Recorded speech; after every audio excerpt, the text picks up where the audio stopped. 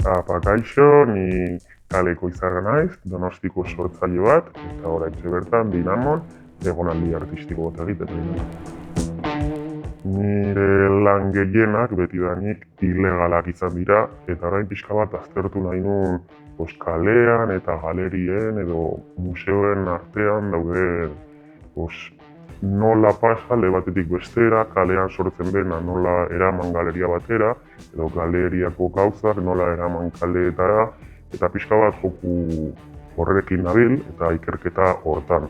Horregatik nire proiektua Zubiak deitzen da, batez ere jola hasten ari naizelako bi espazio horietan.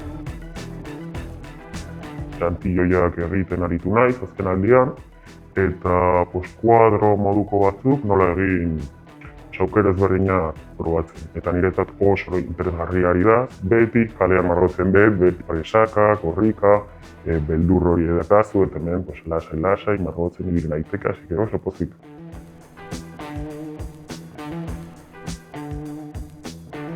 Aurrekin, lehendabizi oierrekin batera, aurren hiria sortu genuen, kartonizko kaxekin, eta oso polita izan zen, baina azkeneko tailerrean egin genuena zen, batez ere grafitiaren mundura gerturatu ginen, eta edo hori saiatzen nintzen behintzat, eta espraiak nola erabiltzen ziren, edo letrak nola sortzen ziren, ikusi genuen.